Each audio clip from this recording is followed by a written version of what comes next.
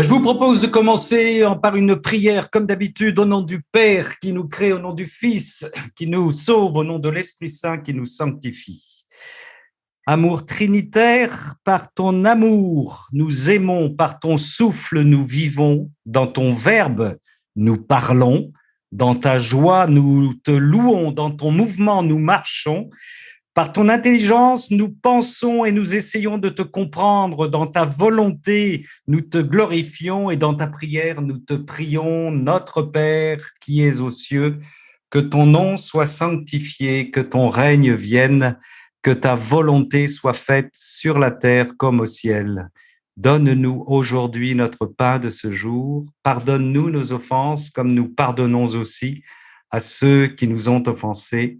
Et ne nous laisse pas entrer en tentation, mais délivre-nous du mal. Et en ce mois de mai, bien entendu, réjouis-toi, Marie, comblée de grâce, le Seigneur est avec toi. Tu es bénie entre les femmes et Jésus, le fruit de ton sein, est béni. Sainte Marie, Mère de Dieu, prie pour nous pécheurs, maintenant et à l'heure de notre mort. Amen. Sœurs et frères, alors encore un titre un peu prétentieux, parce qu'en plus j'en ai rajouté un aujourd'hui, le martyr d'attention, hein, A-D-T-E-N-T-I-O-N, et puis j'ai rajouté le péché. Voilà, en 40 minutes. Après, on gardera évidemment un petit temps d'échange pour ce que j'y tiens particulièrement. Mais on va se donner 40 minutes sur ces deux thèmes. J'ai pensé qu'il fallait que de temps en temps, le chrétien qui essaye de témoigner de sa foi, et notamment de sa foi dans la divine volonté, essaye de temps en temps de ce que nous faisons, ce que vous faites, de s'interroger sur les mots qu'il utilise. Notamment, qu'est-ce qu'on entend par martyr d'attention? Je vais avoir un petit travail là-dessus. Et puis, vous allez voir pourquoi je suis ensuite allé interroger le mot péché. Mais sur le sens des mots, vous le savez, actuellement, il est de plus en plus... je ne sais pas si vous constatez ça, mais de plus en plus difficile de dialoguer avec des gens, avec des personnes. Les dialogues virent vite à la foire d'empoigne, à la confrontation, ça devient très, très violent. Et puis, il y a un autre problème, c'est que les mots perdent leur sens, n'ont plus le même sens pour tout le monde, ce qui est dramatique. Cette semaine, après avoir préparé mon topo, j'ai plutôt vu un extrait d'article d'un philosophe qui se balade sur les médias français, que vous connaissez peut-être, qui s'appelle Raphaël Enthoven. Et il disait dans un article que, moi, il n'y avait rien de nouveau, mais il confirmait plutôt que ce que je vais vous dire, c'est que nous sommes en train de vivre l'ère de la post-vérité. Deux fois, il disait post, P-O-S-T, vérité. C'est-à-dire, il veut dire par là que nous vivons dans le mensonge, et il parlait des élites politiques, des gens qui nous gouvernent. Alors, c'est un philosophe, hein. Il dit, ils utilisent, il y a quelques années, quand quelqu'un se trompait devant les médias, il devait rectifier et éventuellement présenter ses excuses. Or, il dit aujourd'hui, on ment sciemment, chacun apporte ses vérités et ses contre-vérités.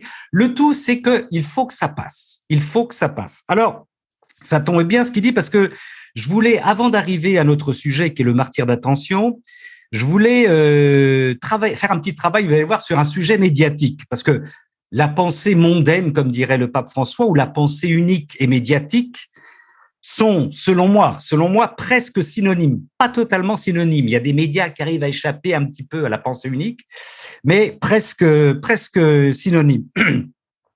Je vais prendre le mot progressiste, qu'on entend partout dans les médias. Selon la pensée unique, qu'est-ce qu'un progressiste? C'est une personne éclairée, intelligente, source de progrès, évidemment. Bon, c'est une bonne définition.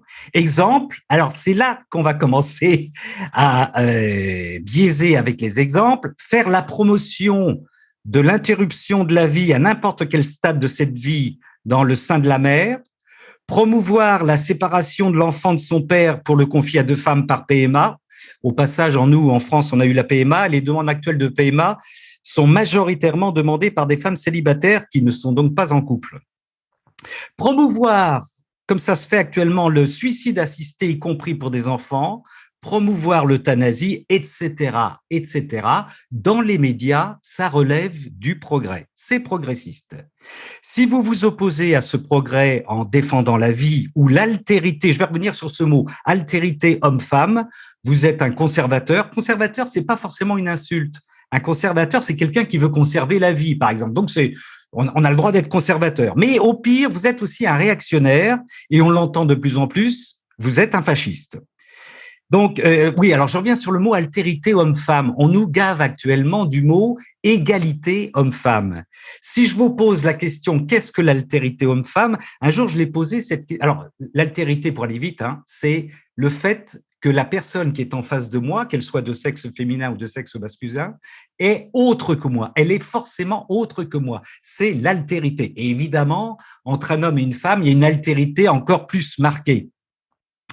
J'ai posé un jour la question à un responsable agricole, un syndicat agricole, un syndicaliste, et je lui dis, est-ce que vous savez, est-ce que l'altérité homme-femme, ça vous parle? Il me dit, je comprends rien à votre mot, je sais pas ce que c'est. Alors je lui dis, un coq, une poule, ça vous parle? Elle me dit, ah oui, oui, là, ça me parle. Ben, je lui dis, là, vous avez de l'altérité. Voilà. Voilà. C'est juste pour vous dire que, vous voyez, ce mot n'est jamais utilisé, alors qu'on est en train de nous gaver avec le mot égalité homme-femme. Alors, ça va jusque-là. Hein. Si vous posez le constat scientifique et biologique qu'un homme et un homme ne peuvent donner la vie à un enfant, vous pouvez être condamné pour homophobie. Quand on fait la promotion de l'avortement, autre sujet important, on ne parle, si vous écoutez bien, que du ventre de la mère. On ne parle jamais du ventre de l'enfant qui est dans le ventre de la mère. Autrement dit, on tue la vie deux fois, par l'acte d'interrompre la vie et par le fait, là, il y a absence totale de mots, de ne jamais parler de la vie qui palpite dans le sein de la mère. Pas de mots pour la vie dans le sein de la mère. Et si, je termine là-dessus, vous vous opposez à ce progrès, certains demandent que le législateur, en France en tout cas, condamne sévèrement toute personne, notamment le personnel médical, opposé à ce progrès. Fin de l'exemple où je n'ai fait que prendre des logiques, encore une fois, médiatiques dites de progrès. Mais ce qui est intéressant de noter, vous voyez, c'est qu'en peu de temps, ce qui était promotion et défense de la vie il y a quelques années, défense de la vie sous toutes ses formes, devient aujourd'hui un objet de délit et va le devenir de plus en plus. Le malin est malin. Alors pour nous, c'est crucifiant, hein, c'est dur d'entendre ça, mais c'est ce vers quoi nous glissons. Et autrement dit, vous voyez, pour reprendre ce que disait le philosophe, les mots sont en train de perdre leur sens. Et d'autres philosophes disaient que quand les mots perdent leur sens, l'anarchie arrive. C'est l'anarchie, c'est tous les fascismes que vous voulez qui sont là. Et le Seigneur le dit dans le livre du ciel, c'est là que ça développe et entretient la grande confusion. Il y a une grande confusion puisque nous ne mettons plus les mêmes sens sous les mots. Voilà, c'était pour une petite introduction sur ce qui est grave à mon sens aujourd'hui, hein, c'est la perte du sens des mots. Et c'est pour ça qu'il faut que nous interrogions les mots que nous utilisons. Alors, j'en reviens maintenant au martyr d'attention. Et premier constat, et là je parle sous votre contrôle, si je me trompe, vous me le direz, mais ça ne changera rien à mon topo, mais par contre, je peux me tromper. Notre sœur Luisa Picaretta n'utilise jamais cette expression martyr d'attention, alors que nous l'utilisons souvent. Hein, alors, si je me trompe, si vous trouvez des endroits où elle dit martyr d'attention, vous me le direz. Elle est plutôt utilisée par des chrétiens, dont des prédicateurs hein, de la divine volonté, pour résumer ce que le Seigneur ne cesse de dire à la fin de ses échanges avec sa petite secrétaire, en lui disant systématiquement, c'est systématique, reste attentive. Et d'ailleurs, Luisa Picaretta, dans ses courriers, quand on lit les courriers qu'elle envoie à son public, elle aussi elle reprend cette expression, elle demande à son public de rester attentif. Hein, dans le tome 20, un exemple parmi tant d'autres, Jésus dit à Luisa, « Tout ton travail est d'être attentive, le reste, je le fais moi-même. Tout ton travail est d'être… » Alors ça, par contre, oui, ça revient constamment. Hein. Autre exemple, dans le tome 1, notre Seigneur dit à Luisa, « Fais tes actions, même les plus petites, en moi et pour moi. Je ne reconnaîtrai pas tes actions comme miennes si elles ne portent pas les deux sceaux. » Alors, les deux sceaux, SCEAUX, hein, celui de tes sacrifices, premier sceau, et mon propre sceau. Je ne reconnaîtrai pas tes actions comme miennes si elles ne portent pas les deux sceaux, celui de tes sacrifices et de mon propre sceau. Autrement dit, quand nous employons l'expression martyr d'attention, nous voulons marquer qu'une fois entrés dans la divine volonté, nous acceptons que notre volonté humaine soit constamment sous la dépendance, la direction ou l'orientation de la divine volonté, seconde après seconde, pour faire de notre vie un acte continu et divin. Mais avant que d'aller plus loin, nous devons tenter de définir le mot martyr. Alors là aussi, un petit peu d'orthographe, ça va faire plaisir à ma sœur Rolande. L'état de vivre le martyr, l'état de vivre le martyr, il y a un E. Et si je vis cet état de martyr avec un E, je deviens un martyr sans E. D'accord? Ça va? Je suis clair? OK. Alors, je vais vous donner un outil qui est intéressant. Si vous faites des recherches bibliques et sur les mots, je vais vous le montrer. C'est un outil parmi tant d'autres. C'est le nouveau vocabulaire biblique c'est chez Bayard, c'est un gros pavé, et ça permet d'étudier les 300 mots hébreux et grecs parmi les plus importants de la Bible. Donc, vous voyez, vous vous dites par exemple, je vais chercher le mot martyr, vous cherchez dans ce bouquin. Je vous rappelle la référence, nouveau vocabulaire biblique, Bayard, et vous vous rendez compte par exemple que le mot martyr n'y est pas. Le mot martyr n'y est pas. Pourquoi? Parce que nous le savons, nous utilisons le mot martyr en réduisant son sens. Nous, en français, classiquement, un martyr, pour nous, c'est un témoin qui souffre le martyr à cause de sa foi, par l'emprisonnement, la persécution, la mise à mort. Et c'est vrai, en même temps, c'est vrai, et en même temps, c'est réducteur. En hébreu, on apprend alors justement dans ce bouquin précieux que la racine du mot est édut, E accent aigu, D-U-T, E accent aigu, D-U-T, ce qui signifie, certains vous le connaissent, vous le savez, martyr, en fait, c'est témoin, être témoin. Avec cette petite complication, donc, le sens très large et profond de martyr, c'est d'être témoin. Et on va voir que c'est important dans être témoin dans la divine volonté. Avec une petite complication au niveau de l'hébreu, le témoin peut à la fois signifier le support utilisé, par exemple les tables de pierre sur lesquelles sont écrites les lois divines, ce sont des témoins, et en même temps, le contenu de cette loi inscrite sur le support. Vous voyez, on va dire le contenant et le contenu, ce sont les supports, ce sont les témoins. Bon, autrement dit, pour simplifier, d'une certaine manière, on peut dire que Dieu est témoin, que sa loi inscrite sur des supports de pierre est une alliance établie entre lui et les hommes. Et pour faire vite, comme on dit aujourd'hui, parce qu'il faut toujours faire vite, nous sommes nous-mêmes des supports vivants de l'alliance que Dieu fait avec nous. Nous sommes les premiers témoins. Nous sommes des supports vivants de l'alliance que Dieu fait avec nous. Nous sommes les témoins en qui Dieu a fait alliance avec nous. D'accord? Donc, un martyr, c'est ça qui est intéressant. Il faut s'en rappeler, si vous ne le saviez pas, c'est un témoin. Quand vous faites de la catéchèse auprès des enfants, vous êtes une martyre qui témoigne. Je dis une parce que vous êtes majoritairement des femmes encore ce soir, alléluia, et il y a beaucoup de femmes qui font de la catéchèse. Vous êtes une martyre qui témoigne de sa foi. Quand vous vous promenez dans l'espace public avec une croix autour du cou, ce qui est parfaitement autorisé par la laïcité française, vous êtes un martyr qui circule avec sa foi et son caddie. D'accord? Mais vous vous rendez bien compte que dans notre inconscient, dire ça, je suis une martyre devant les… Bon, on a tellement réduit le terme à son sens souffrant que moi, je veux employer le terme témoin, témoin souffrant quand ça se passe mal, et témoin heureux quand ça se passe bien. Je suis catéchiste, mon groupe d'enfants, ça peut arriver insupportable, je suis témoin souffrant, je suis un martyr, un vrai martyr. Je me balade encore une fois dans la supermarché avec ma croix et une personne m'arrête en me disant « Elle est jolie votre croix » et on développe une conversation, je suis un témoin heureux. Alors si on adapte cela maintenant au don de la divine volonté, on peut se poser la question, vous voyez, déjà ne pas réduire le martyr d'attention à de la souffrance obligatoire. Ça peut être « Je suis témoin dans la divine volonté, heureux » ou souffrant. Je vais y revenir. Les deux sont possibles. Il ne faut pas qu'on soit réducteur. Je peux souffrir le martyr parce que Dieu, qui veut faire le nettoyage en moi, c'est le principe de la divine volonté, se heurte à ma volonté humaine.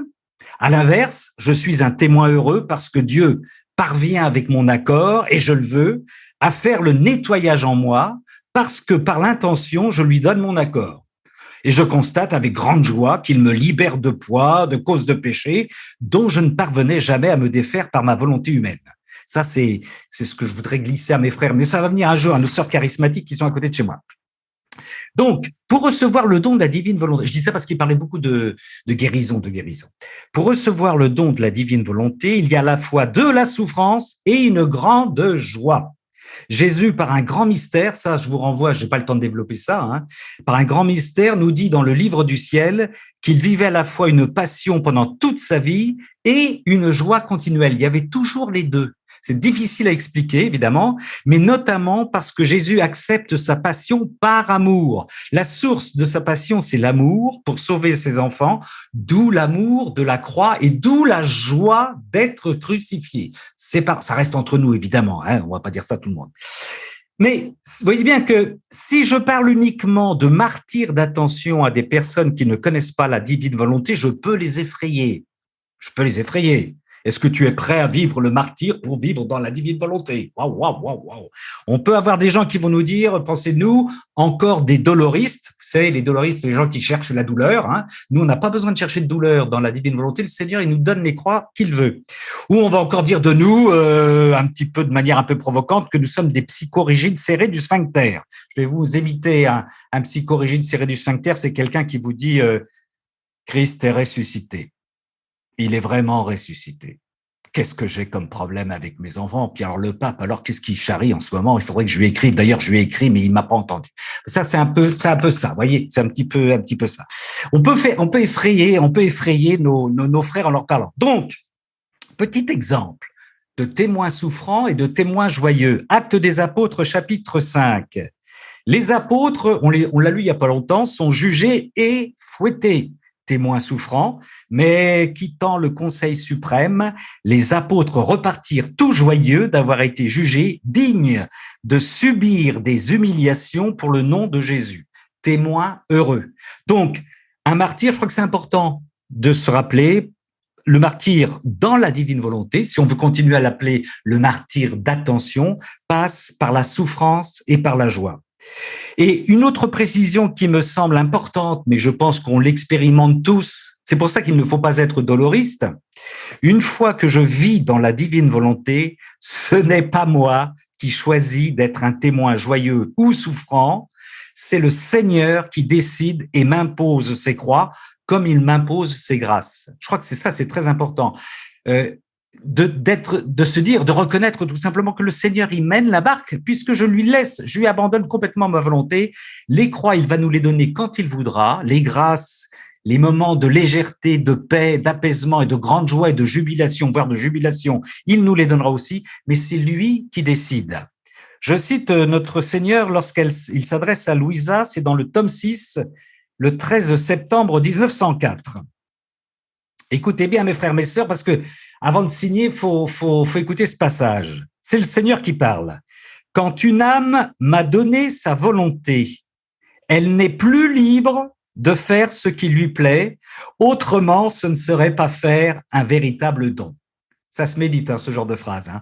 Quand une âme m'a donné sa volonté, elle n'est plus libre de faire ce qui lui plaît. Autrement, ce ne serait pas faire un véritable don. S'il est véritable, ce don exige que l'on garde sa volonté continuellement sacrifiée à celui à qui on l'a donnée. Je vais revenir aussi sur sacrifier, mais c'est offerte. J'ai donné ma volonté à Dieu, je la laisse à Dieu, elle est offerte à Dieu, il en fait ce qu'il en veut.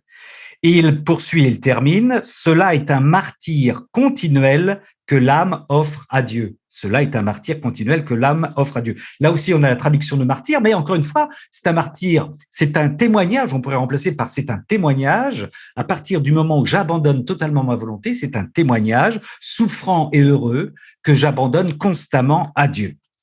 Alors là, évidemment, vous voyez, intervient le mot sacrifice, qui est un autre mot encore.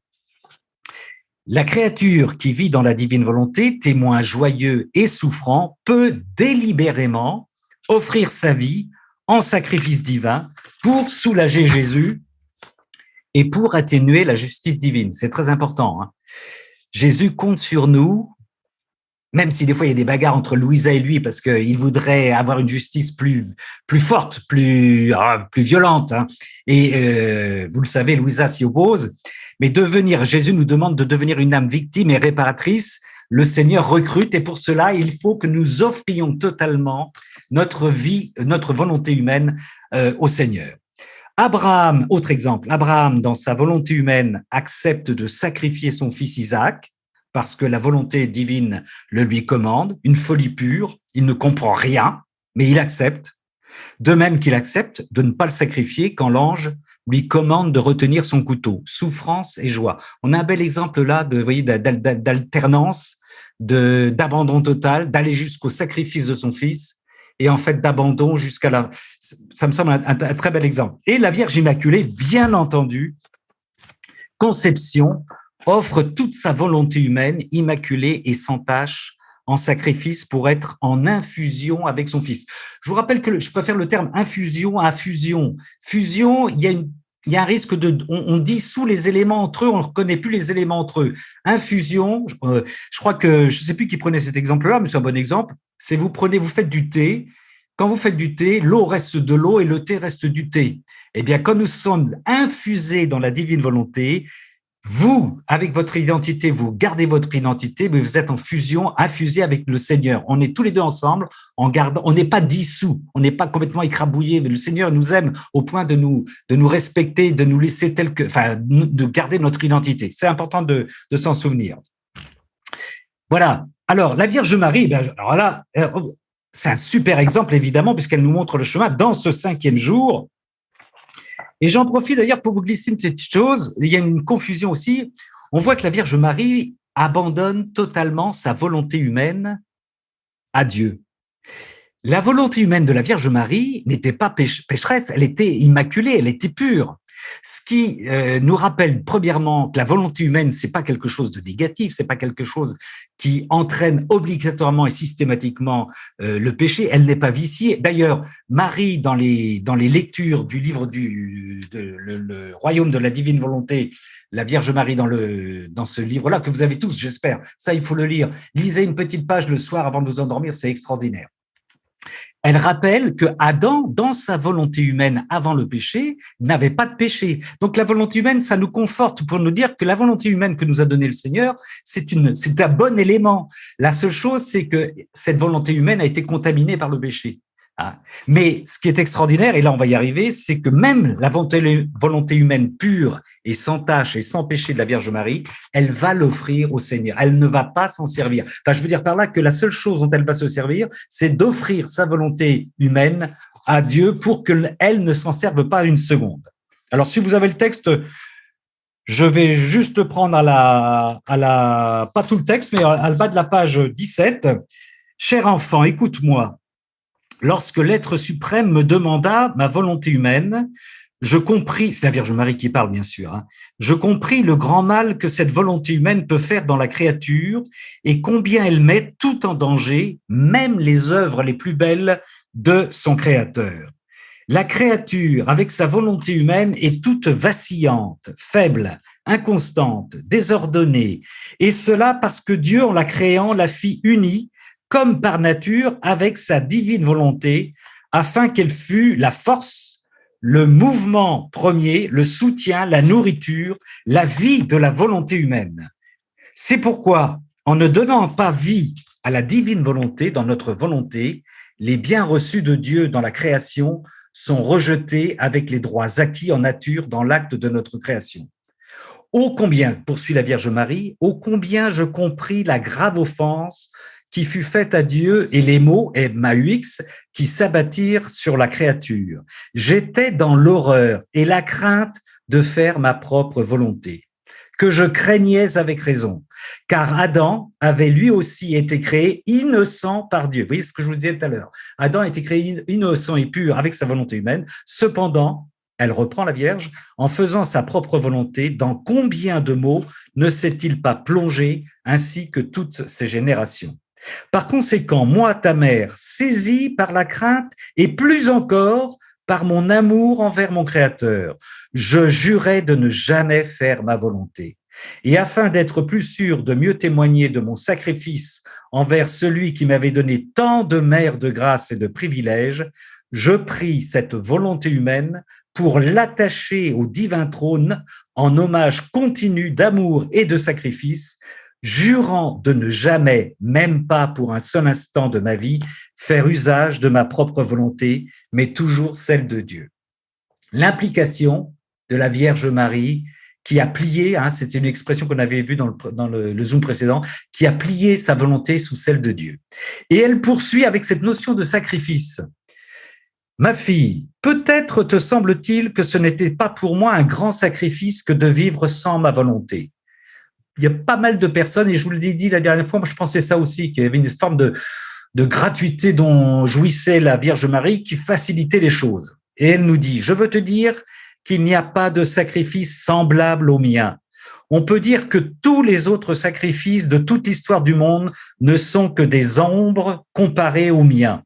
Il est facile de se sacrifier pour un jour, tantôt oui et tantôt non, mais se sacrifier à chaque instant, en chaque acte, même dans les actes très bons que l'on désire accomplir pour sa propre vie, sans jamais donner vie à sa propre volonté, voilà le sacrifice des sacrifices.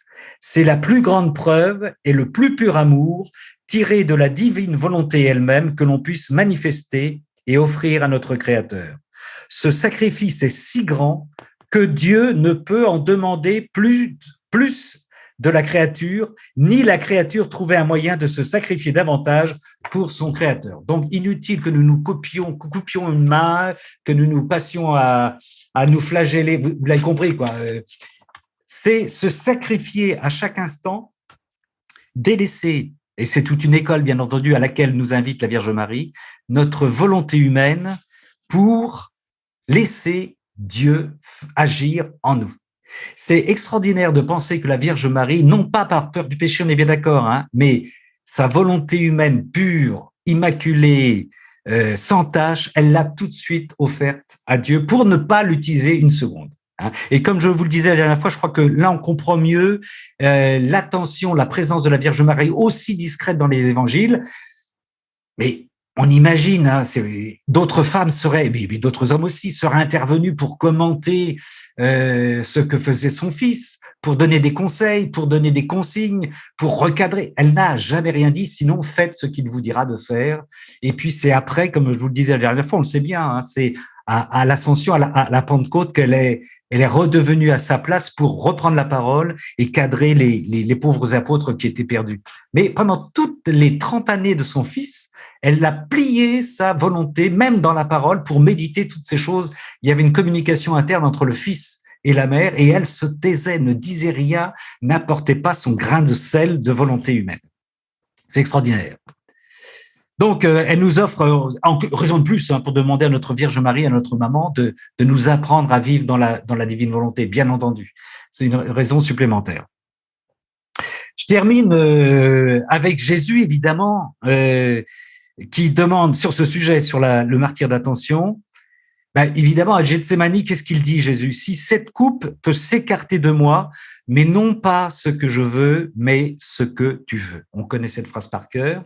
Et là aussi, on a des fois une petite confusion hein, pour les gens qui arrêtent la passion de notre Seigneur simplement aux 3 jours, alors qu'on sait que la passion de notre Seigneur a débuté depuis qu'il était dans le ventre de sa maman. J'ai été conçu crucifié, je suis né crucifié, j'ai vécu crucifié, je suis mort crucifié. La coupe ici, la coupe dont parle le Seigneur, n'est pas seulement la peur toute humaine du supplice à venir. Jésus n'était pas un trouillard, bien entendu, hein, c'est beaucoup plus que ça. C'est très bien expliqué dans le livre du ciel. Jésus est entouré, assiégé par tous les péchés du monde, passé, présent et à venir. On a évidemment du mal à s'imaginer. Il nage dans le putride. C'est pire que sa plongée le lendemain dans les égouts du Cédron. On va le plonger dans le Cédron. Il va en avoir plein la bouche, plein les oreilles, plein le nez. Mais là, il se prend, je donne quelques exemples, hein, c'est pour essayer d'imaginer les choses, il se prend par exemple tous les millions de morts de toutes les guerres, les overdoses des toxicomanes, les millions d'avortements annuels et mondiaux, les déchirements familiaux, et on en passe, et on en passe, et on en passe, et des pires. Tout cela l'oppresse au point de lui faire transpirer du sang. C'est ça c'est cette coupe-là qui se prend. Et de dire à son père, alors je vais être très cru, c'est sorti comme ça, mais tant pis, vous me connaissez, Père, si tu peux éloigner tout cet océan de merde loin de moi. Et le père de répondre, mais non, mon enfant, prends tout sur toi, prends tout en toi, et demain, d'une certaine manière, je vais te baptiser dans le cédron, afin de pouvoir tout nettoyer, tout blanchir sur la croix. C'est vraiment ça que le Seigneur se prend et explique son angoisse, sa déréliction à Gethsemane, et l'abandon de sa volonté au Père. Quand il a vu cette masse de péché arriver, mais ça a dû être, mais c'est complètement fou, quoi. Alors, j'en termine avec un petit détour sur la définition du péché que vous allez trouver aussi dans ce bouquin qui est intéressante. L'étymologie, donc le noyau, qu'est-ce qui a constitué le mot péché? Là, c'est pareil. Nous, on pense péché, faute morale. Enfin, on a des illustrations, chacun et chacune classiques. Le mot hébreu, péché, c'est manquer, rater sa cible. Bizarre. Manquer, rater sa cible. C'est-à-dire que vous êtes avec une fronde, vous visez une cible, vous ratez, vous commettez un péché. C'est ça la définition du mot péché. Mais ce qui est intéressant, et là ça devient radical, et vous allez voir comment ça rejoint, à mon sens, ce que nous dit Dieu dans la divine volonté et son exigence, c'est qu'à chaque fois que je rate Dieu, c'est ça le péché. Je commets un péché. À chaque fois que l'homme, la création, rate sa cible qui est Dieu, pour qui il a été créé, pour que je retourne à Dieu, pour que, comme on dit dans la divine volonté, je rende de Dieu à Dieu, je rate Dieu, je commets un péché. Alors là, vous imaginez le nombre de péchés que nous avons commis aujourd'hui, sœurs et frères. C'est-à-dire qu'à chaque fois, je n'ai pas une pensée, un acte, une idée, qui aille vers Dieu, je suis au sens étymologique du terme, pas moral, hein, pas au sens où l'on l'entend actuellement. Hein, vous voyez, pas voilà, parce que je vais faire des choses qui sont voilà, j'ai une inattention, par exemple, j'ai une émotion, j'ai un coup de sonnette qui me fait peur. D'une certaine manière, je décroche de Dieu, je suis dans le péché parce que je ne cible plus Dieu, alors que je devrais accueillir ce coup de sonnette avec Dieu. Vous voyez un petit peu, c'est vous dire à quel point quoi. Donc, chaque fois que ma pensée, mon acte, ma parole manque de Dieu, n'a pas Dieu pour cible, je suis dans le péché. Et vous voyez que ça rejoint en fait la volonté divine et la volonté divine humaine, c'est-à-dire que Dieu veut, pour nous apprendre à cibler Dieu constamment, nous donner le meilleur moyen qui est de venir s'installer en nous, d'agir en nous, de penser en nous, de dormir en nous, de manger en nous, de marcher en nous, pour que nous ne soyons plus à côté de la plaque, à côté de la cible. Vous voyez, l'exigence finalement l'exigence de Dieu dans la divine volonté rejoint tout à fait la définition du mot hébreu qui est louper sa cible. Voilà, on manque très régulièrement. Alors ça c'est pareil, c'est une chose qu'on peut dire. Vous savez, j'essaie de temps en temps de nous donner des moyens pour parler à nos confesseurs de la divine volonté. On peut là aussi, dans le cas de dire dévoiler nos péchés aux confesseurs, de dire ben voilà, selon le mot hébreu, j'ai loupé ma cible complètement très souvent dans ma journée ou les mois passés, puisque j'ai abandonné la volonté divine pour me replonger dans ma volonté humaine. Et puis là, évidemment, vous repartez sur le divin vouloir, vous lui expliquez, vous l'évangélisez. Donc voilà, ça c'est important. Mais ce qui est très important, vous voyez, le ratage de cible rejoint profondément l'exigence que le Seigneur a dans ce qu'il nous enseigne dans le livre du ciel. Alors, pour conclure, on peut continuer d'employer l'expression martyr d'attention, mais vous voyez, maintenant, il faut faire attention. Martyr d'attention, en précisant que ce martyr peut être souffrant et festif, et puis éventuellement complété par un sacrifice. Il y a encore le mot sacrifice, comme la Vierge Marie. La Vierge Marie, encore une fois, a offert en sacrifice, comme Abraham a offert son fils, comme Jésus a offert sa volonté. On peut offrir notre volonté humaine heureuse et souffrante à Dieu en sacrifice pour devenir 24 heures sur 24, H24, une victime consentante afin de réparer et d'aider le Seigneur à réparer. Moi, j'avoue que maintenant, je préfère l'expression attention divine, être dans l'attention divine, c'est ce que je me dis, moi, c'est-à-dire que j'essaye de vivre dans l'attention divine. Je laisse Dieu me rendre constamment attentif à tout ce qui est constamment divin. Il faut que je sois constamment dans la vie divine. Donc, je sois attentif Après, ça passe évidemment par un martyr, encore une fois, joyeux, etc., seconde après seconde. Voilà, je termine avec deux petites formules. Vous savez que j'aime bien terminer avec Saint Paul. Là, j'ai pris dans Romains chapitre 12, verset 2. Ne vous conformez pas au monde présent, mais soyez transformés par le renouvellement de votre intelligence. Ça me plaît, ça aussi, hein, c'est de nous rappeler tout ce que nous travaillons avec la divine volonté, avec nos cénacles. Hein. Un chrétien, c'est pas quelqu'un d'endormi qui croit savoir, comme certains chrétiens, on sait tout, on connaît tout. Non, non, non, non, non. Soyez transformé par le renouvellement de votre intelligence pour discerner, poursuit saint Paul, quelle est la volonté de Dieu. Je reprends la phrase sans l'abîmer. Ne vous conformez pas au monde présent, mais soyez transformés par le renouvellement de votre intelligence pour discerner quelle est la volonté de Dieu, ce qui est bien, ce qui lui est agréable, ce qui est parfait. Romains 12, 2. Et ce qui est parfait, c'est que nous vivions, bien entendu, dans la divine volonté. Je rappelle aussi, on pourrait faire un sujet là-dessus. Je termine par une phrase, j'avais envie de vous la donner. C'est dans le tome 30, le 30 avril 1932, c'est Jésus qui parle, pour nous rappeler que la divine volonté, parce que faut pas, chez des frères et des sœurs qui légitimement peuvent se plaindre en disant mais j'y arrive pas, nous ne nous la fabriquons pas, nous ne l'octroyons pas. Je prends justement la formule du Seigneur, la divine volonté est un don que je donne à qui je veux, quand je veux, où je veux. C'est Jésus qui parle. Tome 30, 30 avril 1932. La divine volonté est un don que je donne à qui je veux, quand je veux, où je veux. Autrement dit, ne retombons pas dans le piège, vous voyez, de ce que l'on connaissait nous avant, ce qu'on a pratiqué avant la divine volonté, c'est-à-dire j'essaye de, je me bats contre moi, etc.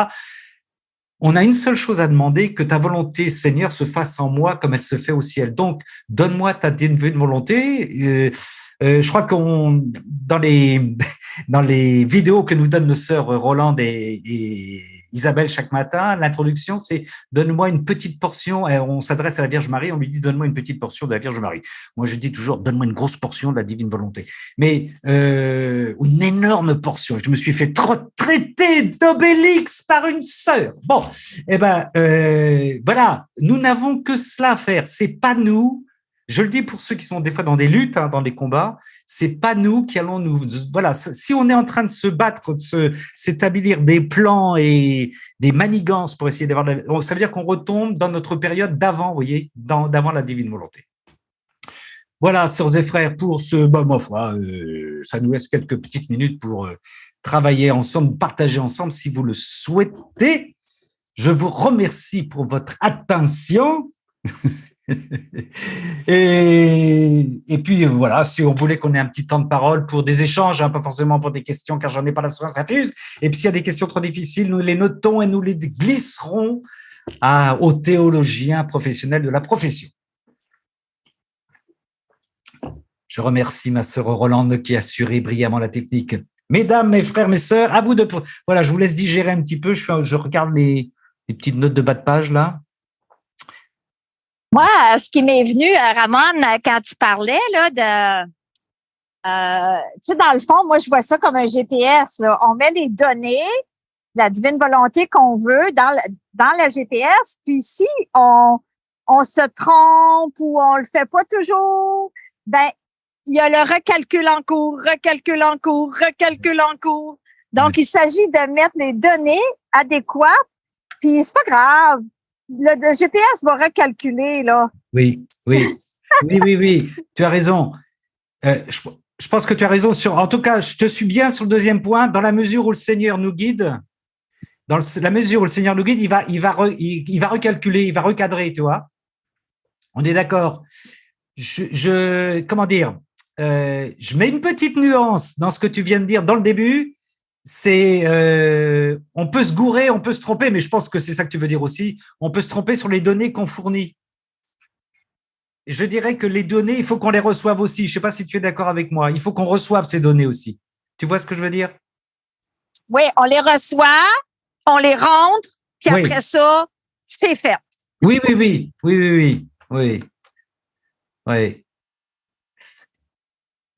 c'est vrai. Hey, puis je vais te remercier. Cette fois-ci, tu n'as pas parlé trop vite. Oui, merci, merci. J'ai essayé de freiner. Je me fais tellement taper sur les doigts. Mais vous avez raison, il faut me le dire, ça va. Voilà. Plus je vais être. Mais tu sais, quand tu parles au monde entier, au Québec, il y a un peu de stress, donc t'es. Voilà. Ça va. Ça, Ouais. j'ai intégré. Merci beaucoup. Ouais, ça sera encore plus lent la prochaine fois. T'écouter n'était pas un martyr. Non, bon, merci. Je vais vous donner un petit témoignage avant que vous preniez la parole. Mais ça, c'est pour rejoindre ce que tu viens de dire. C'est-à-dire que le dernier Zoom que j'ai animé avec vous, c'est normal, après le Zoom, pas envie de dormir, bien entendu, parce qu'il y a une tension nerveuse. Et donc, je dis au Seigneur, merci, je lui ai rendu grâce pour le Zoom et je lui ai dit, je veux dormir, laisse-moi dormir parce que, comme demain matin d'ailleurs, samedi, vous le savez, je suis aumônier de prison, j'ai rendez-vous avec les détenus, je vais être en forme. Et là, le Seigneur me glisse le thème de ce Zoom-là aujourd'hui, d'accord, sur le martyr d'intention. Alors, je lui dis, OK, Seigneur, c'est bon, j'ai noté, martyr d'intention, mais maintenant, je veux dormir. Et là, il me donne le premier point à développer, puis le deuxième point, et puis le troisième point. Je dis, mais c'est pas possible, je vais te crever, il faut, voilà. Et je dis, bon, OK, Seigneur, j'ai le plan. Je dis, maintenant, je vais dormir. Mais il me dit, le Seigneur, tu te connais, tu es une passoire au niveau mémoire, demain, tu vas en oublier la moitié. Il est 1h du matin, tu te relèves et tu notes tout ça. Et voilà, je me suis levé et j'ai renoté tout ça. Voilà, c'est pour vous dire que le Seigneur gère les choses. Et j'aime bien, j'ai noté cette phrase-là sur un bout de papier que j'ai toujours devant moi. C'est Louisa qui parle, je vous l'ai déjà donné, je crois. Hein. Louisa dit, tu dois savoir que dans tout ce que tu fais pour faire connaître la divine volonté, c'est Jésus lui-même qui te pousse à le faire et c'est lui qui fait tout en toi, signé Louisa. Je trouve ça très, très fort. Voilà. Ah. Et on rejoint ce que vient de dire Guylaine sur les données, quoi. Même les données, il te les donne, voilà. Merci Guylaine pour la promenade au bord de l'eau, là.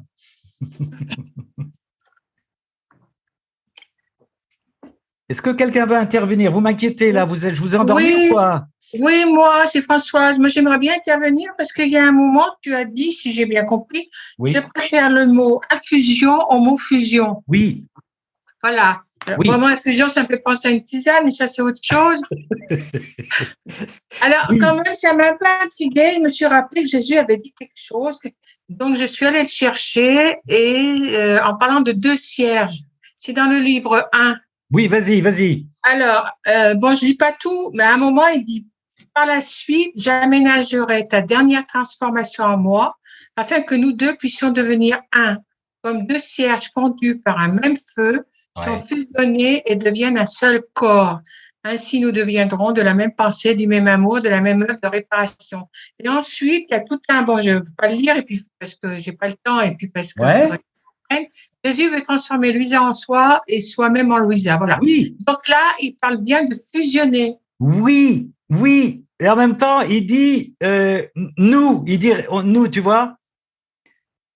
Il y a l'identité des deux quand même. Oui. Mais n'empêche, quand tu fais fusionner des cierges, c'est comme ça qu'avec les bouts de cierge, on en refait d'autres. Ouais. Ben, tu vois, c'est bien. Je suis d'accord. Ouais. En même temps, alors moi, je vais défendre mon bout de gras, mais bon, ça, c'est un bon sujet. Hein. Ce cierge devient Louisa et Jésus en un seul cierge. Ben, c'est ce qu'il laisse entendre. Oui. Mais si Jésus dit ça, bon, ben, je ne vais pas discuter avec Jésus.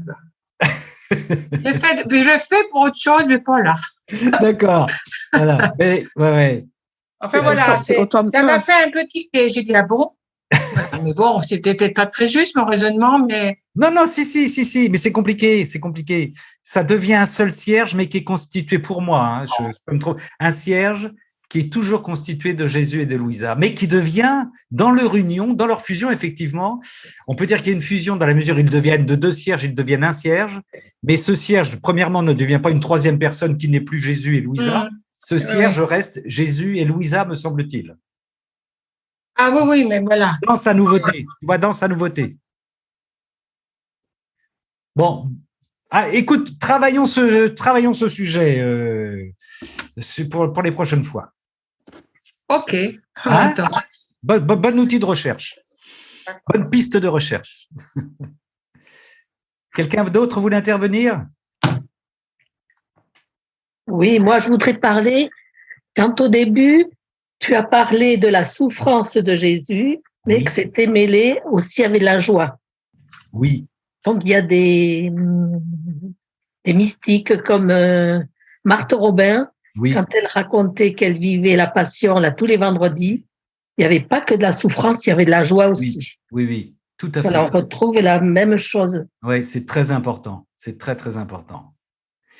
Jésus disait que dans sa passion, même dans les pires moments, alors j'ai plus les termes exacts, mais avec sa mère, il communiquait dans une communion, une correspondance intérieure dans la divine volonté qui était une sorte d'excès d'amour, de joie. C'est incompréhensible pour nous, hein, parce qu'en même temps, il se prenait des coups. Mais je crois que ça peut. Enfin, je dis que c'est incompréhensible, oui et non. Je pense que on a tous expérimenté ça. J'espère qu'on a subi des choses douloureuses dont on savait qu'elles allaient faire du bien aux gens, vous voyez, qui nous provoquaient les souffrances ou dont le résultat allait aboutir à quelque chose de positif. Et dans ce cas-là, on a subi des douleurs, des souffrances passagères, en sachant qu'au bout du bout, il y aurait un résultat. Et donc, ce résultat pouvait déjà, transparaître en nous, et était moteur à l'intérieur même de notre souffrance. Bon, on pourrait prendre la comparaison sportive. Hein. Vous faites un effort sportif considérable, vous avez envie d'abandonner, vous êtes en train de monter la côte avec votre vélo, mais en même temps, la joie d'y arriver ou la joie d'arriver premier peut vous transcender. Hein. Voilà, bon, c'est un peu plus simple, mais je pense que… Ouais. Mais Jésus, oui, il parle de cette joie continuelle pour sauver les âmes, par amour pour les âmes, dans toutes les souffrances qu'il a traversées. Ça, c'est pas du dolorisme, hein, c'est vraiment, c'est de la souffrance au service. Et comme tu dis, et c'est pour ça que les mystiques, entre parenthèses, parlaient du bonheur et de la joie de la croix. Hein. La croix glorieuse, ils la recherchaient, quoi. À peine une souffrance terminée, ils en recherchaient une autre. Louisa recherche des souffrances. Elle cherche, je le dis avec mes propres mots, comme si elle s'ennuyait qu'on n'a plus de souffrance. Elle dit, mais Seigneur, tu me crucifies plus. Vous avez ces passages où le Seigneur lui amène des croix et il essaye, c'est incroyable, il essaye des croix qui soient à la taille de Louisa. Celle-là ne va pas, celle-là va bien, celle-là a les moyens. Mais c'est dingue, quoi. Hein. Et elle attend, elle est consentante, quoi. Mais parce qu'elle est dans le bonheur, dans la joie, dans l'amour de sauver les âmes, quoi. Ça, c'est… Voilà. Il y a du divin dedans. Pardon ? De l'humain, il y a du divin. Oui. Ouais.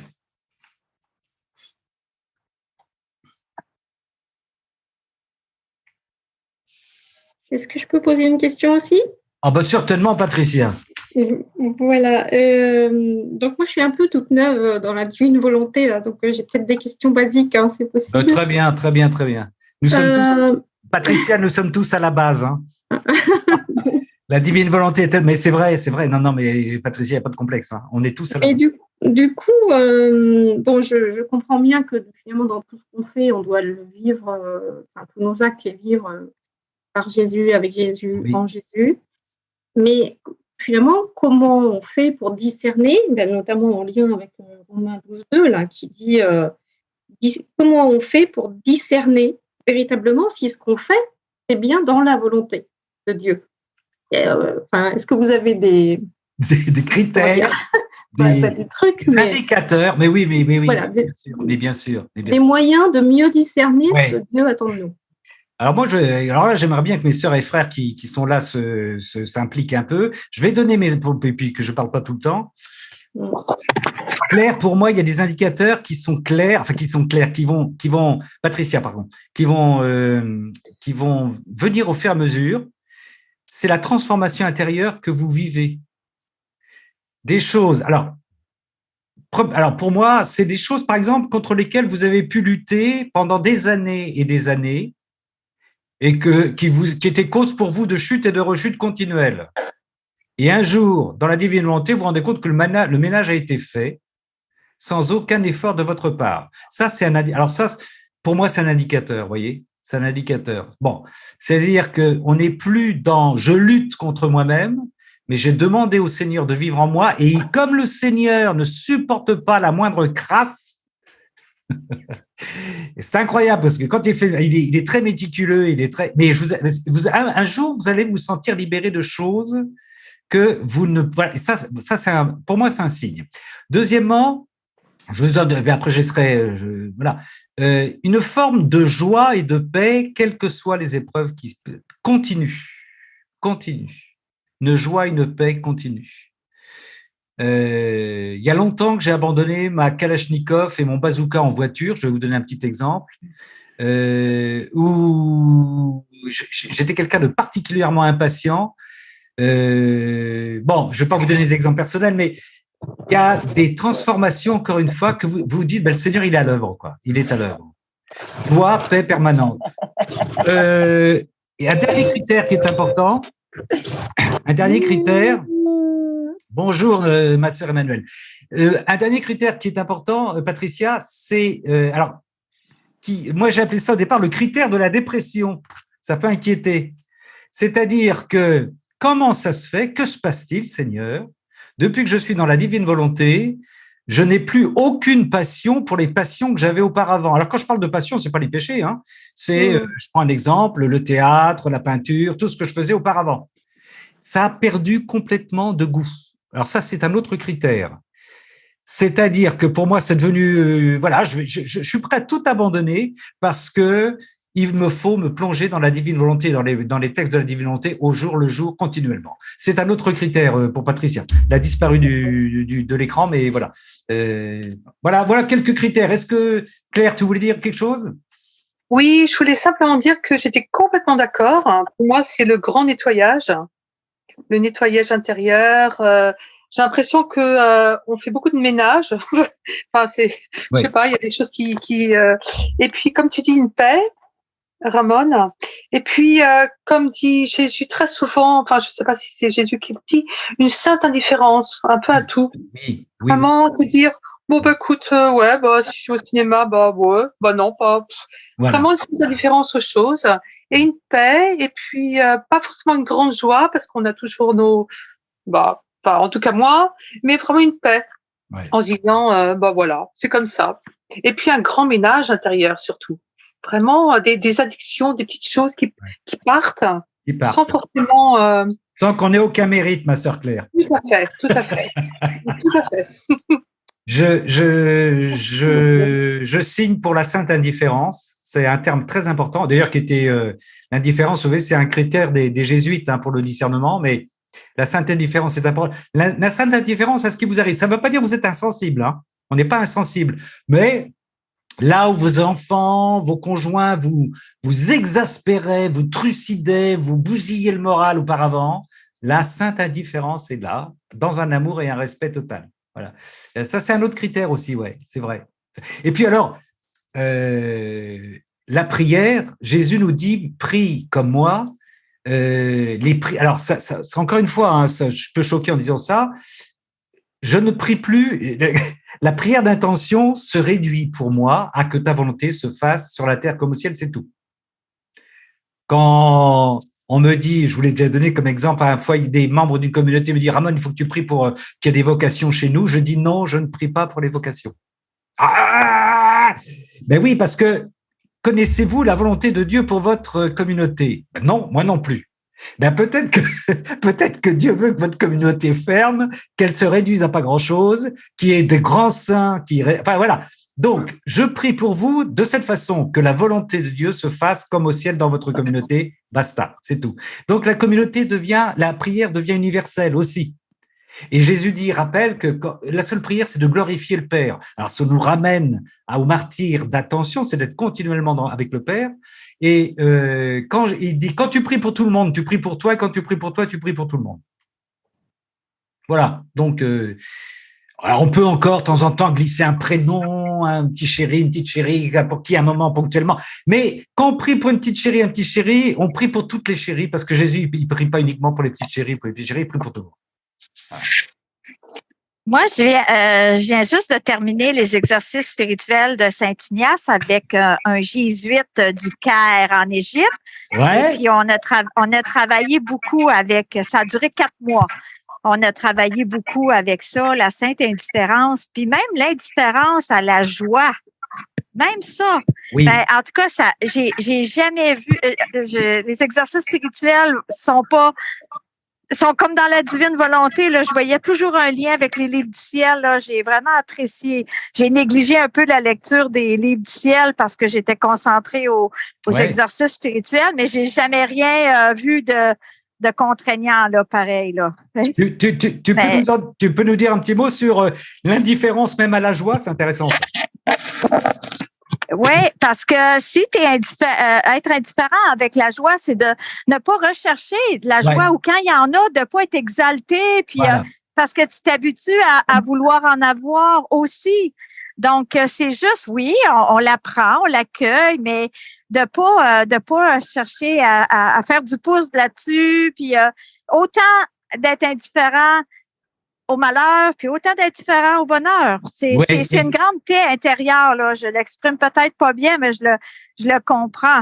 Ouais. Parce que c'est de rester dans la volonté. Exact. Puis, tout calme, tout apaisé. Puis, bon, ça veut pas dire de pleurer quand il y a de la joie, mais de pas en faire un gros cas. Oui. je comprends tout. C'est Guylaine qui parle, là? Oui, c'est Guylaine sur le bord de la Guylaine, mer. oui. Non, mais je souscris. Je comprends tout à fait. Là aussi, je vais vous donner un petit témoignage. Ce qui m'est arrivé ce soir, j'ai fait, je vous l'ai dit, je ne sais pas si je vous l'ai dit dans mes vidéos passées, j'ai fait du théâtre pendant des années et des années. Quand j'allais jouer le soir, j'étais dans une jubilation. Et évidemment, vous imaginez, après, c'est pour ça que les comédiens ne dorment pas la nuit, ils font la fête toute la nuit. Ils n'arrêtent pas de répéter, de ressasser la jouissance, le plaisir qu'ils ont eu de jouer pendant la représentation. Et là, je disais au Seigneur, ça, tu me l'as enlevé, tu me l'enlèves à chaque fois que je vais pour animer un Zoom. Et c'est exactement ça. Même ça, il me l'a enlevé, c'est-à-dire ne pas m'approprier, voyez, un outil qui n'est pas à moi, puisque c'est lui qui m'invite, pour le moment en tout cas, à faire ces Zooms, à me libérer, voyez, d'une joie, comment on va dire, personnelle, égoïste, à jubiler de cette joie, alors que c'est un outil qui ne vient pas de moi. Et ça, je le ressentais très fortement au départ de cette prise de voix, dans la demi-heure, vous voyez, qui a précédé ce Zoom. Et je l'ai dit au Seigneur, je dis, même ça, tu me l'enlèves, Seigneur. Mais en le ressentant profondément. L'indifférence à une joie trop intensive, trop personnelle, trop rattachée à la volonté humaine, en fait. Je ne sais pas, Patricia, si on t'a éclairé, je ne sais pas si ça t'éclaire un petit peu ou… Attendez. Oui, très bien. Ça Merci va beaucoup. Mais tu vas voir. Cela dit, ça génère quand même aussi une autre question parce que dans le fait que j'avais bien compris effectivement qu'il n'y a plus vraiment de prière d'intention puisqu'on prie, on prie pour la divine volonté, pour que la volonté de Dieu soit faite. Pourquoi on m'a coupé la caméra dans les groupes de prières charismatiques, par exemple… La caméra qui est coupée. Emmanuel, attends, Emmanuel, on t'entend, Emmanuel. Non, on t'a pas coupé là, moi non. Je sais pas, j'arrive pas à activer ma vidéo. Tu peux couper là. Ah oui, je sais pas. Attends, Patricia, vas-y. Excuse-moi, on t'a coupé, Patricia. Oui, c'est pas grave. Oui, donc finalement, quand on prie pour la guérison, enfin, si quelqu'un demande une prière de guérison, du coup, on n'est pas dans la divine volonté si on intercède pour lui. Mais si, Patricia, tu vas demander, écoute-moi, si tu dis au Seigneur que ta volonté se fasse en cette personne que tu nommes qui est malade, tu as tout dit, tu as tout demandé. Parce qu'encore une fois, tu ne sais pas quelle est la volonté du Seigneur pour cette personne. Tu comprends ? Oui. Voilà, c'est ça la confiance. Si le Seigneur veut la guérir, tu n'as même pas besoin de le demander. Tu n'as même pas besoin de le demander, le Seigneur va la guérir. Tu vois, Jésus dit à Louisa, ça va jusque-là. Tu vois, moi, je ne demande plus la conversion de mes enfants pour laquelle j'ai prié pendant des années. Je prie pour que la volonté de Dieu se fasse en eux. Ça s'arrête là. Parce que la volonté de Dieu, pour eux, est beaucoup plus grande que ce que je peux imaginer. Tu comprends ? Oui, c'est vrai. Et on va aller jusqu'au bout, Patricia, on va aller jusqu'au bout. Tu as beaucoup de saints comme Sainte Thérèse, des saints, Louisa, qui ont voulu mourir jeunes et souffrants, tu vois. Pour eux, leur volonté, c'était pas de guérir, tu comprends, mais de rejoindre Dieu. Donc, on ne devient pas féroce en ne demandant pas la guérison d'une personne, on demande que la volonté de Dieu se fasse pour cette personne. Tu peux le préciser encore une fois, qui est malade, mais par contre, on respecte au pied de la lettre parce que On ne le sait pas, mais peut-être que le Seigneur veut que cette personne rejoigne le Seigneur au plus vite. On n'en sait rien, on n'en sait rien. Oui, c'est vrai. Tu vois, on n'en sait rien. Ah oui, c'est très éclairant. Merci beaucoup. Oui. Mais bon, voilà, que ta volonté se fasse pour… Vous avez arrêté ma caméra. Emmanuel, oui. Vous avez fait une fausse manip, je crois. C'est marqué, l'autre vous a demandé de redémarrer votre vidéo. Ok, Emmanuel, redémarre, mais on t'entend, hein, on t'entend. C'est ça le plus, je ne sais pas ce qui se passe. Voilà, ça y est. Ah, ça y est. Pardon. Est-ce que quelqu'un d'autre voulait intervenir? Oui, moi, je voudrais quand même un peu intervenir sur la guérison. Parce que oui, Françoise. Je suis dans le renouveau depuis longtemps. J'ai prié, je fais partie d'un groupe de prière de guérison. Et pour moi, c'est vrai un questionnement. Mais de toute façon, on a toujours dit, quand on prie pour les personnes, si c'est ta volonté, ça, on en a toujours été conscient. Oui. Donc, ça change pas grand-chose parce que moi, je me dis, la personne, elle a besoin de m'entendre que je prie pour sa guérison. Et même en disant, Seigneur, si c'est ton désir, ou montre-nous, ou montre à mon frère ou ma soeur ce que tu désires. Donc, c'est important d'être plus précis et d'aller dans ce sens. Et puis, je me dis, on est encore nouveau dans la divine volonté, du moins en France, hein, ça fait pas si longtemps, enfin, je crois, hein. Et du coup, le Seigneur, il est aussi libre de guérir et de fonctionner encore comme ça, comme il l'a fait. Il le faisait quand il était sur terre, alors que la divine volonté, et depuis, tu vois, enfin, vous comprenez l'idée? C'est par rapport aux personnes qui demandent la prière, c'est important de nous entendre. Oui. C'est vrai. Voilà. Pour moi, c'est un questionnement, mais il a fallu résoudre ce problème et je me suis dit, je me suis pas reconnu le droit de quitter le groupe parce qu'on comptait sur moi et puis que j'aime bien prier pour les gens. Et j'ai vraiment prié. Je dis, écoute, Seigneur, tu es libre. Moi, j'essaye d'être dans ta divine volonté, même en priant pour mes frères et sœurs. Mais mes frères et sœurs, eux, pour l'instant, ont encore besoin d'entendre. Oui, je suis d'accord. Je suis d'accord. C'est ça, voilà, j'exprime ce que j'ai exprimé. Oui, je suis bien d'accord. Merci. Merci à tous pour ces éclaircissements. Oui. Ben, je pense que ça me fait penser à ce que disait une de nos sœurs, Sylvie, dans un échange précédent. Il y a des gens qui actuellement sont peut-être dans des souffrances énormes, n'ont pas cette approche de la divine volonté et sont à côté de nous en train de dire très fort leur souffrance et d'hurler, d'être désespérés et de demander des guérisons. On n'a pas à leur dire, voilà, on prie plus pour vous. Hein.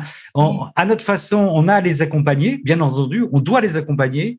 Et en même temps, avec nos mots, demander la guérison pour eux, en sachant qu'encore une fois, derrière cette demande, Dieu fera ce qu'il voudra, mais on doit être proche d'eux, bien entendu. Ah, mais tout à fait, tu as raison. Et on a toujours, dans le renouveau, on a toujours dit que ta volonté soit faite, c'est si tu veux. Oui. Il y a eu peut-être aussi des problèmes, mais enfin, en gros, on a toujours eu cette façon, la liberté de Dieu, quoi. Oui. Alors, sans oublier, mais là, c'est un autre sujet, mais c'est vrai, hein, que la guérison ne veut pas dire forcément conversion. Faut s'en souvenir, quoi. Ah bon, oui. Hein, on est bien d'accord. Hein. Va et ne pêche plus, je te guéris, va et ne pêche plus. Vous le savez, il y a des épisodes où le Seigneur, il dit même pas cette invitation aux gens qu'il guérit, parce que la guérison peut faire exulter de joie, évidemment, sur le moment, et par la suite, je peux replonger complètement dans mes… Voilà, il y a une illusion, d'ailleurs, entre la guérison, les gens qui confondent religion, qui réduisent la religion à un effet de guérison momentané, hein, ponctuel, et qui oublient que ce sont des outils, évidemment, des grâces du Seigneur pour aller vers lui, quoi. Hein. Et je peux me perdre en ayant été guéri par le Seigneur. Hein, c'est évident. Et tout le contraire aussi. La guérison peut apporter plus loin dans le Seigneur. Oui. Vas-y, Marie-Rose, vas-y, développe. Oui, je comprends. Oui, vas-y. C'est ça. C'est ce que je voulais dire. Ouais. Je pense que souvent, la guérison, ça passe par la guérison pour nous amener plus vers Dieu. D'accord. Tu veux même dire qu'une guérison physique peut amener vers une guérison intérieure? Peu importe la guérison. Ouais. Une espèce de grâce de guérison, si je peux dire. D'accord. Qui amène plus loin dans la conversion. D'accord. Oui, mais oui. Guylaine et qui lève la main, mon frère. Guylaine. Bonjour. Oui, je ne sais pas si ma vidéo fonctionne. Non, je crois qu'elle fonctionne Guylaine, pas. Voilà, c'est pas grave si on ne me voit pas. Voilà, je suis de la Martinique. En fait, ma question, elle est sur le péché dans la divine volonté et la question de la volonté humaine. Oui. Je ne sais plus dans quel tome j'ai lu Louisa, Jésus qui disait à Louisa, je te laisse, enfin, j'ai pas le terme exact, mais en gros, ça disait, je te laisse ta volonté humaine, quoi, pour lutter en quelque part contre certaines difficultés. Et ma question, tout à l'heure, tu disais, avant la divine volonté, moi, j'y suis pas depuis longtemps, hein, je suis au tout premier balbutiement. Ouais. Et en fait, si je comprends bien, quand on pose sa volonté dans la volonté de Dieu, on le laisse faire. Mais qu'en est-il de notre volonté humaine et dans la lutte ou le positionnement face au péché, le rejet, la renonciation? Ouais. Est-ce que le dépouillement passe aussi par là? Alors, je le dis pourquoi. Je vais y aller tout de go. Ouais. Il y a quelque chose qui me chagrine depuis des années. J'ai 50 ans et je suis un gros fumeur. Ouais.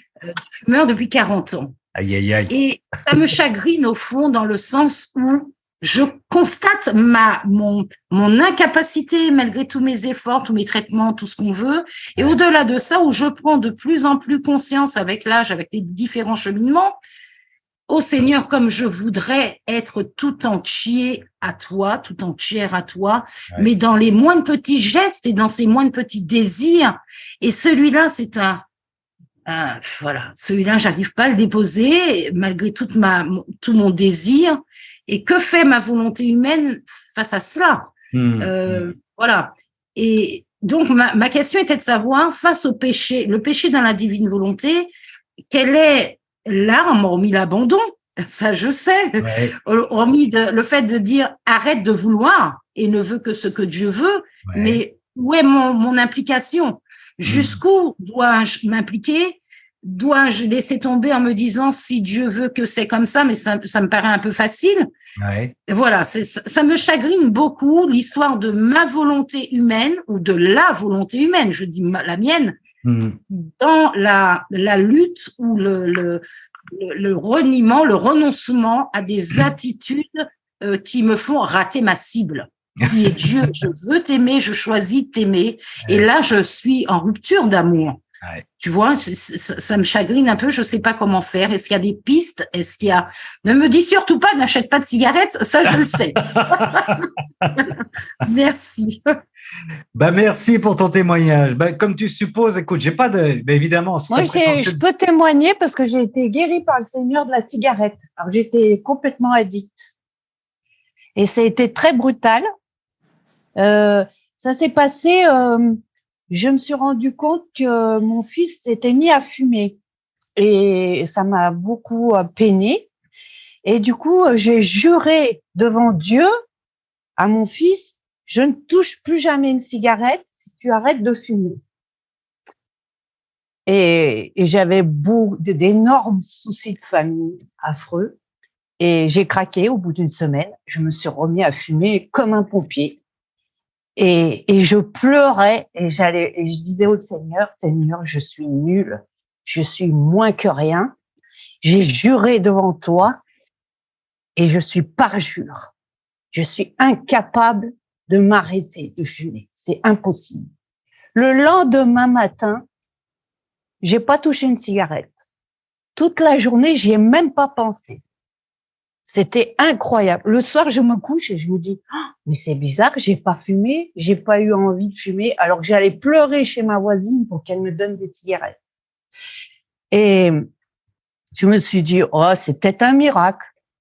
Mais je me suis dit, tu te fais des idées. Et le lendemain, pareil. Rien. Et depuis, j'ai jamais refumé. Ça va faire 2 ans. Même ma voisine, elle fume devant moi, ça me fait rien. Pourtant, je fumais, mais c'était une drogue, une vraie drogue. Et je sais pas, peut-être que j'étais tellement anéantie d'avoir fait du mal au Seigneur et de lui dire, mais franchement, je suis surtout d'avoir juré comme ça, là, c'est quoi? Eh ben, incroyable. Il t'attendait là. Oui. Alors, loué soit Dieu pour guérir. Ah, gloire à Dieu. Gloire à Dieu, Emmanuel, parce que Emmanuel, on l'a compris, c'est un monument, et pour guérir Emmanuel, il faut de la puissance. Alors, pour reprendre, il y a une petite chose qu'on peut dire, enfin, dans le combat qu'on mène dans ce qu'on appelle la volonté humaine et le péché. Il y a cette phrase, chacun le dit à sa façon, on a plusieurs versions, c'est dès qu'on se sent attaqué, c'est Seigneur Jésus, je te donne mon corps et mon âme, tout de suite en réflexe. C'est-à-dire, le Seigneur, c'est surtout ne pas laisser prise à tout ce qui peut venir. Alors là, c'est la cigarette, mais ça peut être autre chose, vous voyez, une image sensuelle, tout ce que vous pouvez voir sur Internet, c'est qui vient, ou une image du passé, ou une violence. Tout de suite, avoir ce genre de réflexe, tout de suite, immédiatement, ne laissez, alors Jésus explique bien ça, ne laissez aucune prise, mais par des formules du style, Jésus, je te donne mon corps et mon âme, tout de suite. Marie, Vierge Marie, je te donne mon corps et mon âme. Tout de suite, il écarte. Alors, j'ai perdu le prénom, excusez-moi, de notre fumeuse précédente. C'était Guylaine? Oui, c'est ça, c'est Guylaine. Je pense aussi, tu parles de péché, en même temps, moi, tu as un désir d'arrêter, donc d'une certaine manière, de ne plus faire souffrir le Seigneur. Moi, j'y vois aussi un désir d'amour, tu vois. Il y a de l'amour là-dedans aussi. C'est-à-dire que je vais être trivial, mais tu lui dis, excuse-moi Seigneur de t'enfumer de cette façon parce que je continue à t'enfumer alors que je t'aime. Et je souffre de ne pas pouvoir t'aimer, de te donner un signe d'amour qui irait jusqu'à arrêter de fumer. Pour le moment, je peux pas. Mais cette souffrance, continue de l'offrir, tu vois. Continue de l'offrir parce que c'est un acte d'amour aussi. Tu comprends ce que je dis? D'accord, je comprends. Mais je retiens la formule. Je te remercie. Oui, essaye, même, tu vois, essaye. Je te donne mon corps et mon âme tout de suite. C'est le principe de base, enfin, on va dire, principe de base. Il y a plusieurs formules, mais c'est se remettre à Dieu immédiatement, voilà. J'ai envie d'étrangler mon mari, je te donne mon corps et mon âme, Seigneur, voilà. Jésus et Marie, je vous recommande mon âme. Voilà, Jésus et Marie, je vous recommande mon âme, voilà. Amen, amen, fiat. Vous prenez les deux, c'est encore mieux. Ouais, c'est sûr. Ouais. Moi, j'ai une demande. Bon, frères et sœurs. Oui. Alors, j'ai une demande. Oui, Aimé. Bon. Alors, avant tout, je vais dire les tomes 30 que vous venez de citer là-bas, que la divine volonté est un don que je donne à ceux que je vais. Oui. Complétons la phrase. Dans la parole de à qui Dieu, je veux, quand je veux et où je veux. Oui. La parole de Dieu aussi le dit quand Jésus, Dieu avait envoyé le travailler à sa vigne, non? Oui. Dès les premières heures jusqu'à la dernière. Mais il a payé à tout le monde à la même façon. Oui. Alors, ça, c'est référence que j'ai eue pour ça. Et puis, la demande est celle de savoir quand Jésus avait guéri les 10 Hébreux, c'est seulement un Hébreu qui était reconnaissant envers Jésus qui est rentré pour 1 sur 10. Oui, je lui ai remercié pour dire que l'adoration, c'est un étranger aussi précisément. Alors, ma demande est celle-ci. Les autres 9, quel type de guérison ils ont reçu? Les autres qui? Les autres?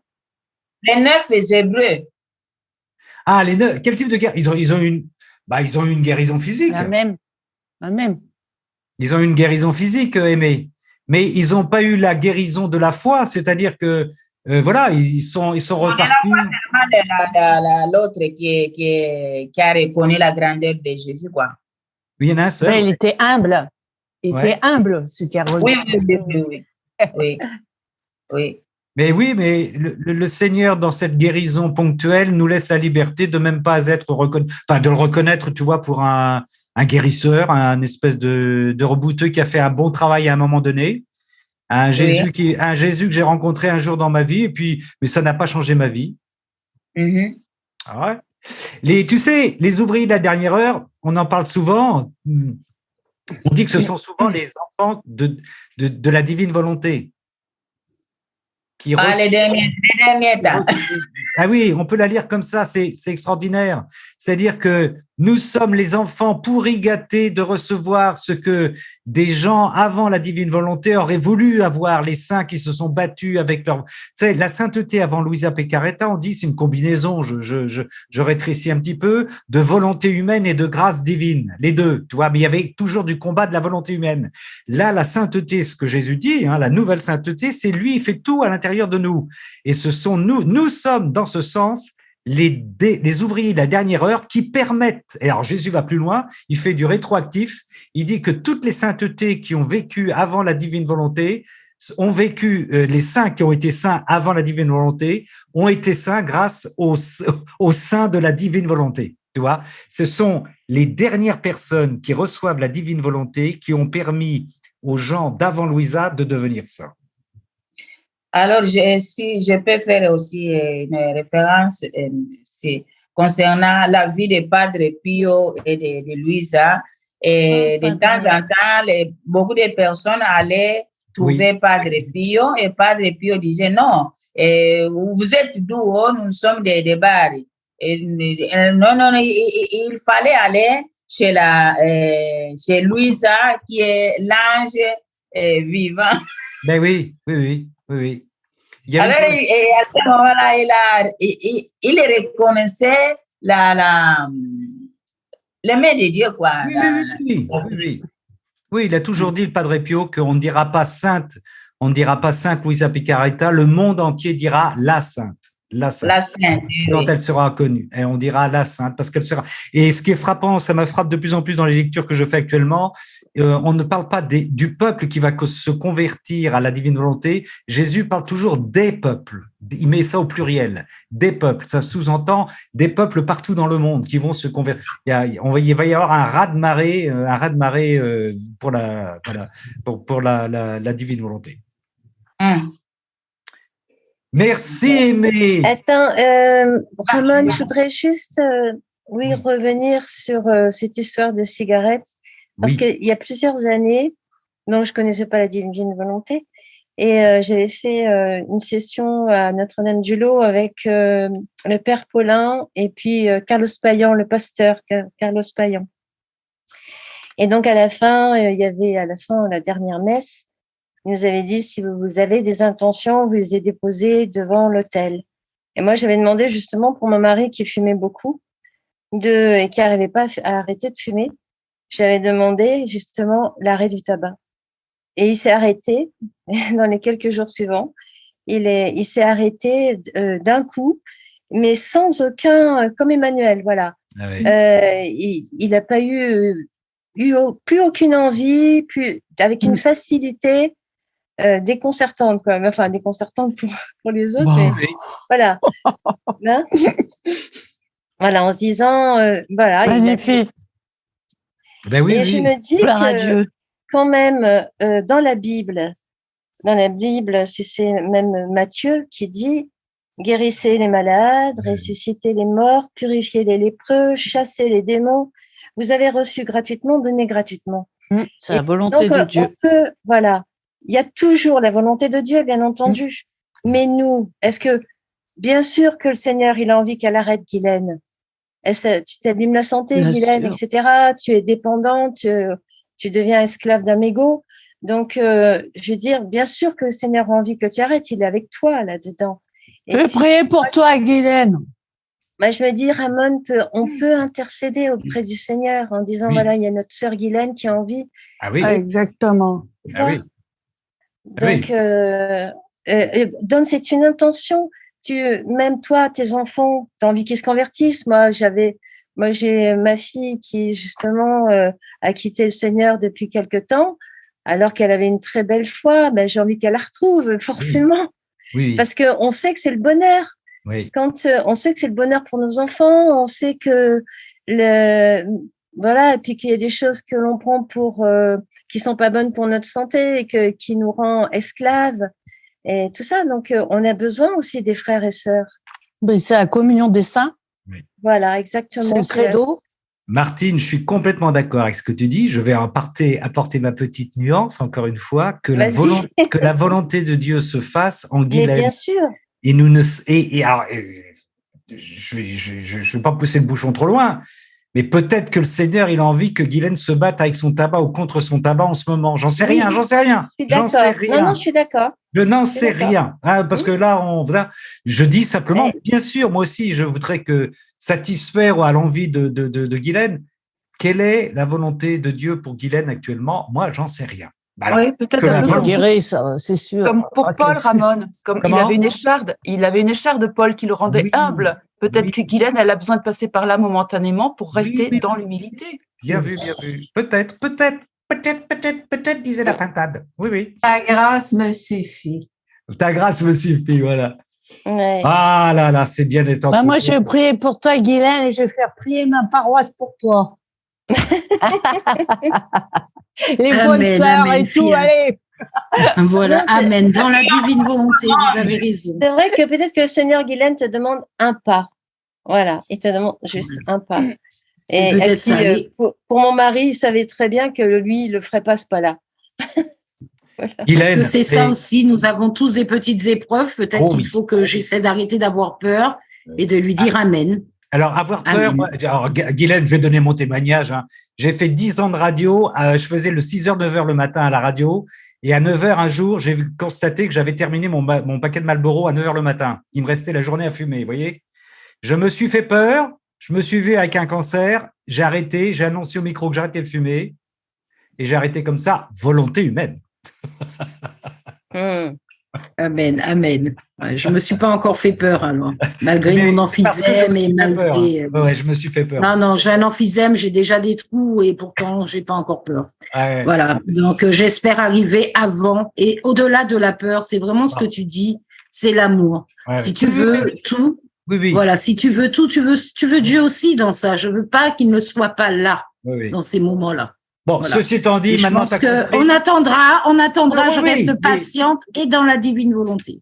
Tu as compris aussi que toute la communauté ici présente allait glisser ton prénom dans la prière aussi. Exactement. En fait, Guylaine, tu nous permets de poser un acte d'amour en venant te déposer au pied de Jésus. On devient des brancardiers de l'amour. On va te prendre, on va enlever le toit et on va te déposer au pied de Jésus et tu nous permets un acte d'amour. Bravo, Bala. C'est très beau. Et puis aussi, vous allez prier pour toutes les Guylaines. Puis c'est la première fois que je vois quelqu'un qui écrit son nom comme moi. Alors, toutes les Guylaines. Sœurs et frères, merci infiniment pour votre présence et cet échange. Merci. À moins qu'il y ait une question urgente sur l'alcool, peut-être, non Et l'alcool. Non, mais... L'alcool, c'est la divine volonté, oui. Oui. Bon.